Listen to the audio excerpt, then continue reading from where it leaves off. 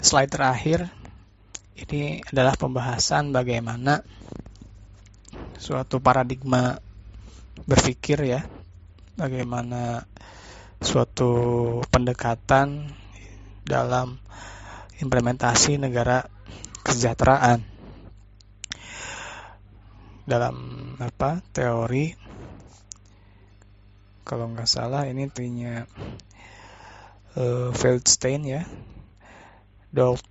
Dolgoff and Feldstein, yang mana membagi suatu paradigma negara kesejahteraan ke dalam 3 pendekatan.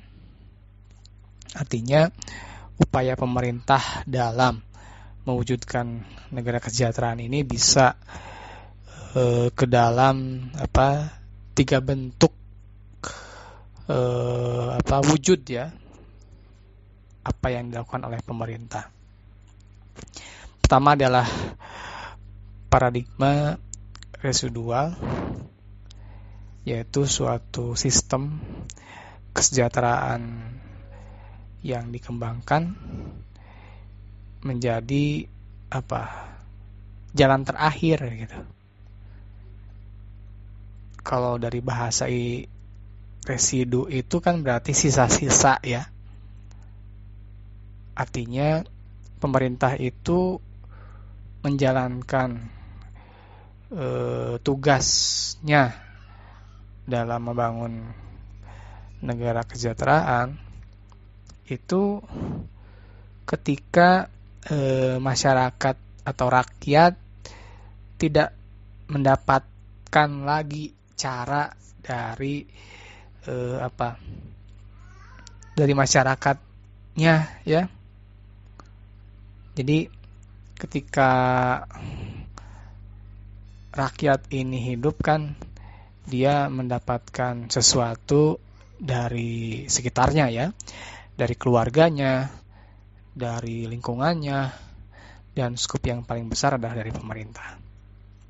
Nah, ketika individu itu sudah tidak bisa mendapat kesejahteraan dari keluarganya, ketika sudah tidak mendapatkan kesejahteraan dari lingkungannya ya, masyarakat yang dia tinggali gitu, maka negara harus hadir untuk membackup kondisi rakyat yang membutuhkan kesejahteraan.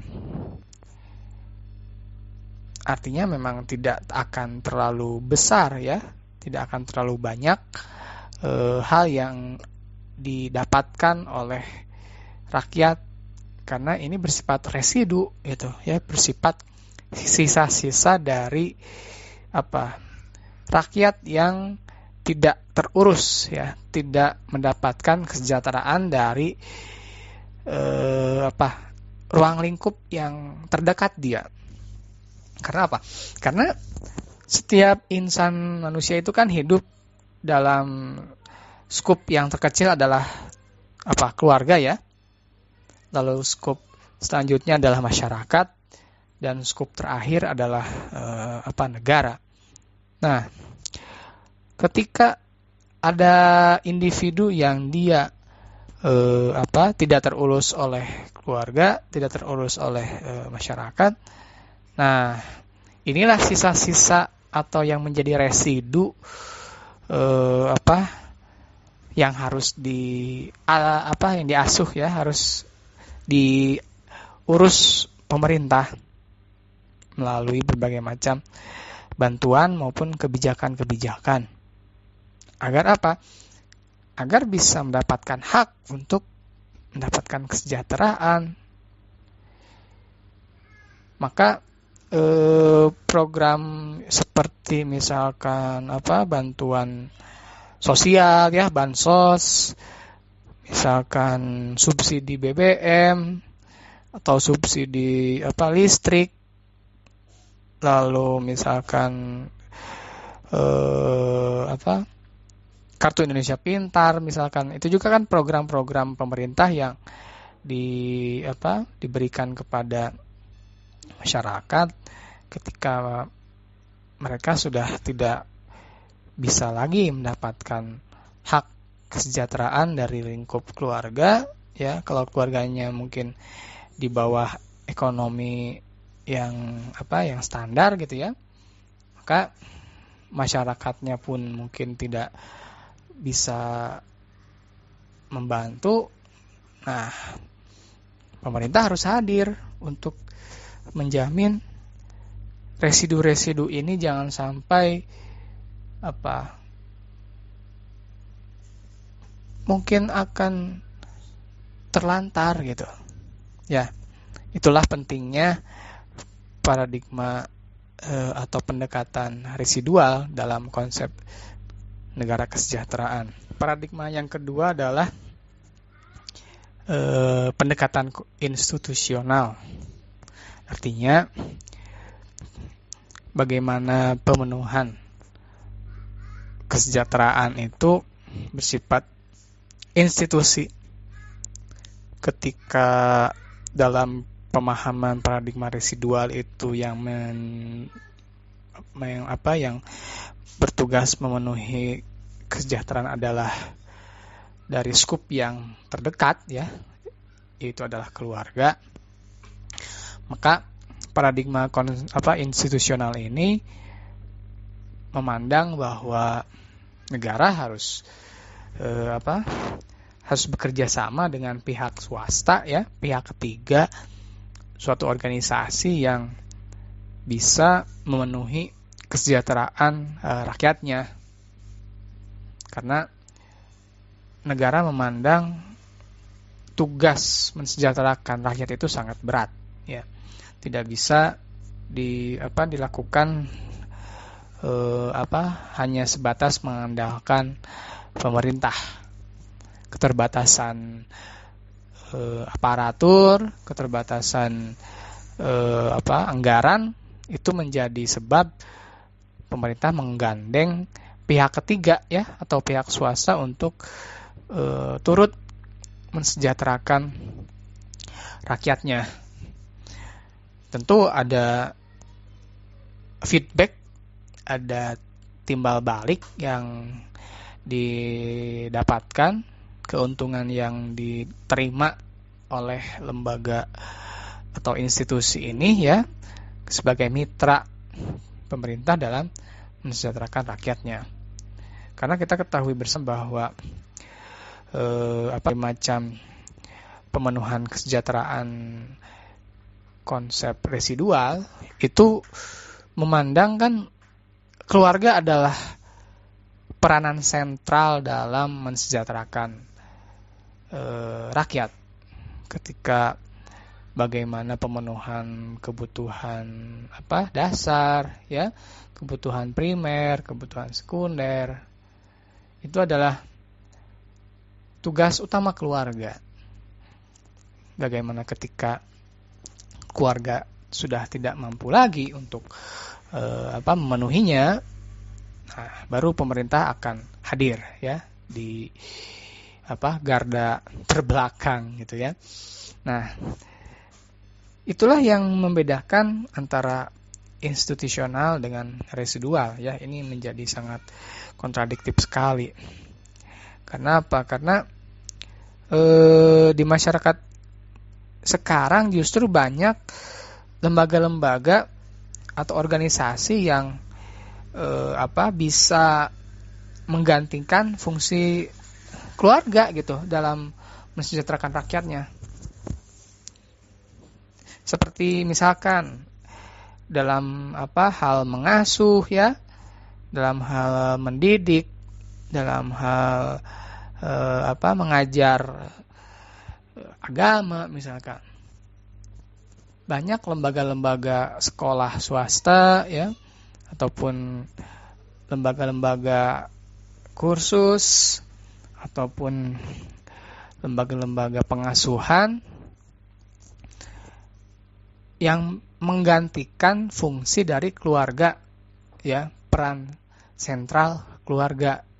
Bagaimana kita ketahui tugas dalam mendidik anak itu adalah orang tua, untuk mengasuh itu adalah orang tua, ya. Paradigma ini hadir ya karena perkembangan zaman. Orang tua yang sekarang bekerja keduanya ya, ayah dan ibu gitu kan. Sehingga anak harus ada yang mengasuh, harus ada yang mendidik gitu. Harus ada yang memenuhi kebutuhan perhatiannya. Ketika sepenuhnya tidak bisa dilakukan oleh orang tua, maka hadirlah lembaga yang menawarkan diri untuk menjadi mitra dalam memenuhi kesejahteraan. Karena kan kesejahteraan itu kan tidak hanya sebatas materi gitu ya. Bagaimana hal yang tidak terlihat gitu ya, hal yang bisa hanya dirasakan, itu adalah juga kondisi kesejahteraan. Ketika seorang yang dia tidak diperhatikan oleh keluarganya, ya, secara materi mungkin dia mendapatkan perlakuan, ya, mendapatkan fasilitas. Tetapi secara imaterial dia tidak mendapatkan perhatian, ya, dia tidak mendapatkan kasih sayang, dia tidak mendapatkan didikan yang baik, tentu akan tidak akan terwujud bagaimana kondisi kesejahteraan. Nah, itulah perkembangan yang sekarang itu hadir, adanya mitra lembaga yang ingin menawarkan jasa dalam hal memenuhi kesejahteraan rakyat, ya. Karena adanya pergeseran tugas, ya, pergeseran dari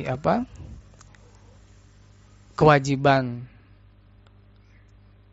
orang yang memenuhi unsur kesejahteraan dalam skop keluarga, ya, maka kondisi sekarang yang seperti ini harus ada mitra suatu lembaga yang dia mampu untuk memenuhi kesejahteraan bagi rakyat, ya, karena pemerintah kembali lagi tadi, ya, terbatas kemampuannya, ketersediaan aparatnya. Dengan demikian rakyat bisa terpenuhi dari unsur-unsur kesejahteraan yang dia inginkan.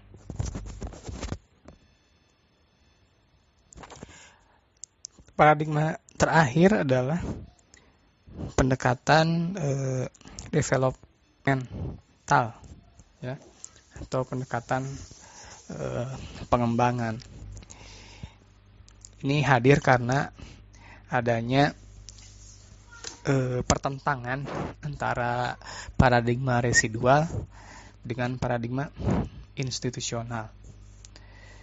Bagaimana penganut dari kedua paham tersebut saling menjelekkan gitu ya. Mereka saling mengkritik satu sama lain, ya. Bagaimana kaum institusional ini mengkritik kepada penganut residual, ya. Bagaimana konsep residual yang negara itu seolah-olah hanya memandang suatu kondisi yang tertentu baru negara mengurus rakyatnya. Bagaimana negara itu, ya, dalam paradigma residual hanya akan memberikan bantuan, memberikan subsidi, ya, kepada mereka ya, kepada rakyatnya yang sudah tidak bisa lagi terurus oleh keluarga maupun masyarakat. Artinya seolah-olah ada pandangan atau perbedaan perlakuan, ya, dari negara kepada rakyat gitu. hanya misalkan hanya orang-orang masyarakat yang berpenghasilan di bawah UMR misalkan yang mendapatkan bantuan ya, atau yang diberikan bantuan. Menurut pemahaman institusional ya, itu tidak adanya keadilan ya. Harusnya semua rakyat baik yang miskin, yang kaya itu sama-sama mendapatkan treatment, perlakuan yang adil dari pemerintah. Sehingga kondisi ini seolah-olah menimbulkan kecemburuan sosial ya. Adanya stigma pelayanan sosial itu diidentikan dengan orang yang miskin gitu ya, orang yang tidak mampu. Khawatirnya kan ketika orang yang dia betul-betul tidak terurus gitu ya kesejahteraan, stigma di masyarakat cenderung memandang sebelah mata gitu. Padahal kan hal itu adalah tugas bersama seharusnya ya. Tetapi ketika pemerintah itu hanya memberikan pelayanan kesejahteraan di garda terakhir gitu ya, bertindak di jalan terakhir ya, di residual, maka menurut institusional ya, menurut pemahaman ini seharusnya pemerintah harus selalu kapanpun pada siapapun untuk bisa mensejahterakan rakyatnya. Begitupun sebaliknya, ketika penganut residual ini mengkritik pemahaman institusional gitu, itu beranggapan seolah-olah negara itu sangat boros gitu. Pemerintah itu sangat terlalu boros, yang sangat memberikan ketergantungan ya kepada pemerintah ataupun tadi institusi ya, mitra, sehingga dikhawatirkan akan tadi ketergantungan gitu. Rakyat tidak akan dewasa, rakyat tidak akan mampu berdikari ya, berdiri di atas kaki sendiri untuk berusaha mensejahterakan rakyat, sehingga ya hanya sebatas mengharapkan bantuan gitu ya, bermalas-malasan. Nanti juga ada bantuan sosial gitu, nanti juga ada bantuan subsidi. Itu adalah anggapan penganut paradigma residual gitu, ketika muncul paradigma institusional. Nah, disinilah kehadiran paradigma developmental ya, atau pengembangan. Meskipun memang hal-hal negatif tadi ya itu tidak sepenuhnya harus ada gitu, tetapi hanya sebatas kekhawatiran gitu. Ketika penganut residual itu khawatir adanya institusional itu bagaimana, begitupun sebaliknya kekhawatiran penganut institusional ini terhadap paradigma residual gitu ya. Tetapi sebetulnya keduanya adalah hal yang baik gitu, hal yang bagus, dan muncullah paradigma developmental ini sebagai tawaran untuk menjawab pertentangan kedua penganut tadi gitu. Hal-hal yang baik, yang bagus dari paradigma residual dan paradigma institusional itu digabungkan. Konsep yang dibuat oleh Mindgley ya, itu dalam bukunya yang disebut Social Development, The Developmental Perspective in Social Welfare State mendapatkan suatu tawaran alternatif yang disebut paradigma pengembangan atau paradigma developmental. Jadi ini akan memfasilitasi bagaimana kelebihan-kelebihan dari residual dan institusional. Bagaimana pemerintah itu juga harus hadir ketika rakyatnya membutuhkan, tetapi pemerintah juga harus seimbang memberikan keadilan, pemenuhan kesejahteraan bagi semua rakyat, gitu ya. Jadi tidak hanya menunggu bola gitu. Ketika pemerintah itu juga harus menjemput bola gitu. Dia harus mencari atau mengemas bentuk kebijakan yang tepat bagi semua golongan. Karena rakyat ini adanya stratifikasi sosial ya, adanya golongan-golongan sosial, kelas-kelas sosial, maka kebijakan yang harus diberikan pemerintah semuanya harus tersentuh gitu. Ya. Maka tidak ada lagi yang merasa hina gitu ya karena dia mendapatkan bantuan pemerintah, merasa orang miskin gitu. Golongan-golongan kaya pun ya, kelas-kelas atas pun dia dapat juga gitu, tersentuh juga dari kebijakan pemerintah. Misalkan apa? Ketika sekarang adanya pandemi COVID-19, bagaimana tugas negara untuk menjamin rakyatnya tetap hidup, rakyatnya tetap makan ya, rakyatnya bisa bernapas dengan lancar setiap detik gitu. Artinya tidak memandang kelas sosial yang miskin ataupun yang kaya karena pandemi ya, semuanya bisa positif. Karena Covid tidak memandang kaya atau miskin gitu.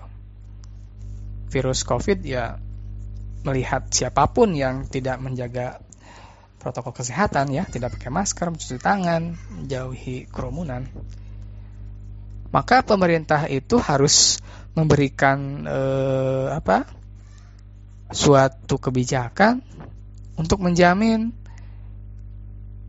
rakyatnya bisa tetap makan, rakyatnya masih tetap bisa survive ya, bertahan. Karena jangan ada lagi sekarang kan kebijakannya jangan sampai ada lagi keramaian-keramaian ya yang menimbulkan penyebaran klaster Covid. Berarti kan aktivitas masyarakat dibatasi. Pekerjaan-pekerjaan sekarang banyak yang sudah berhenti ya. Meskipun adanya online, daring kan tidak semua pekerjaan bisa online ya, tidak bisa daring.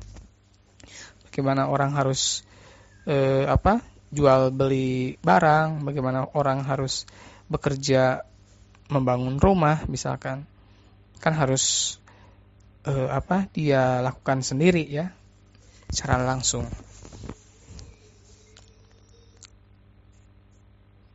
Kebijakan yang diberikan pemerintah sekarang adalah memberikan stimulus ya kepada semua golongan masyarakat. Itu adalah contoh bagaimana paradigma developmental. Tidak memandang kelas sosial, tidak memandang kondisi. Semuanya mendapatkan bantuan ya, tapi berbeda bentuknya tergantung situasi ataupun kondisi rakyatnya ya.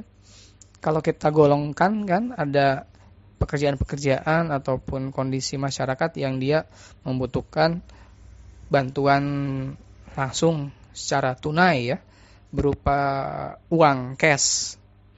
Itu kan dibutuhkan karena memang rakyat yang terkena PHK ya, dia tidak punya lagi pekerjaan, sehingga dia untuk memenuhi kebutuhan hidupnya harus harus pegang uang untuk beli makan, untuk beli kebutuhan lainnya.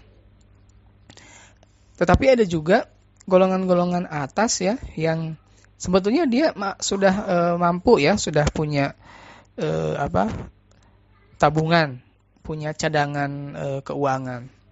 Tapi karena pandemi ini pun aktivitas dia terhambat. Tidak ada lagi pemasukan ataupun tidak bisa lagi bisnis yang dia lakukan. Sehingga itu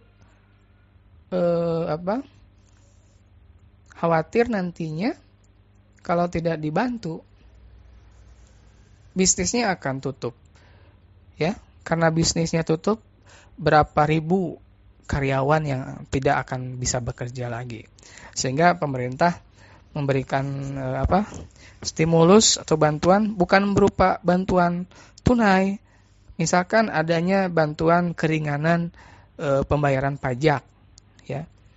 Karena tidak adanya aktivitas bisnis, penghasilannya sama sekali nol gitu ya, bahkan minus. Pemerintah memberikan bantuannya dengan adanya pengampunan pajak misalkan, atau keringanan pembebasan pajak, agar dia bisa mengalihkan atau mengalokasikan keuangannya ke sektor lain ya, bukan bayar pajak. Atau misalkan ke golongan menengah, adanya tawaran misalkan ya, karena supaya ekonomi di masyarakat terus berjalan gitu kan, maka bagi golongan menengah misalkan dia harus menjalankan aktivitas ekonomi dengan membelanjakan uang gitu kan. Jangan sampai uang itu disimpan di era pandemi ini ya. Karena kalau uangnya tidak dibelanjakan ya, perputaran ekonominya tidak jalan gitu ya. Banyak orang yang tidak bisa mendapatkan uang. Nah, pemerintah memberikan bantuan dengan program misalkan adanya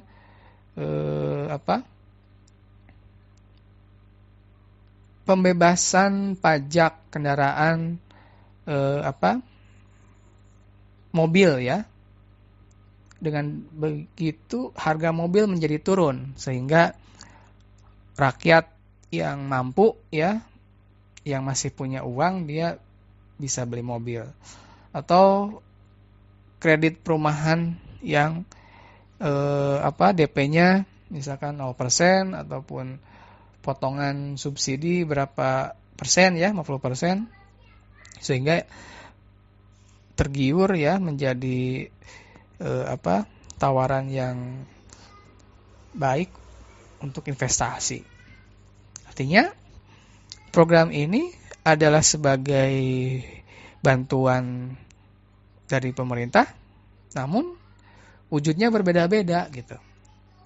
Ya. Itulah contoh dari paradigma development.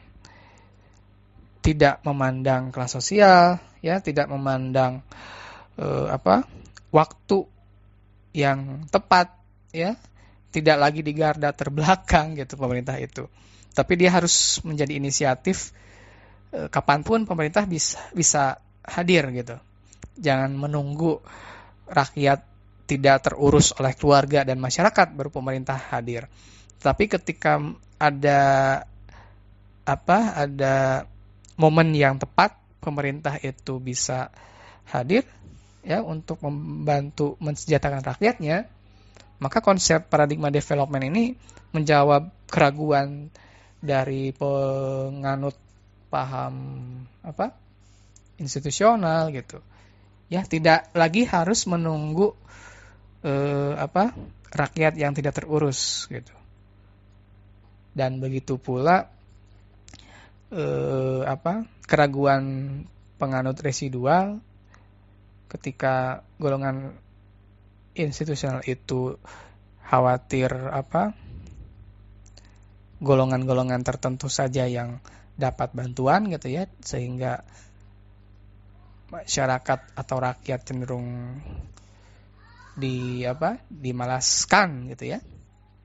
Maka dengan adanya paradigma development atau pengembangan, wujud dari bantuannya akan berbeda-beda itu. Tidak harus sama bentuk bantuannya gitu ya. Meskipun semuanya dapat, tetapi wujudnya akan berbeda-beda. Itulah dari pemahaman paradigma developmental atau pengembangan. Jadi itu saja ya yang bisa Bapak bahas kali ini. Terima kasih. Sehat selalu untuk semuanya. Allahumma fiq ila aqwamit thoriq. Assalamualaikum warahmatullahi wabarakatuh.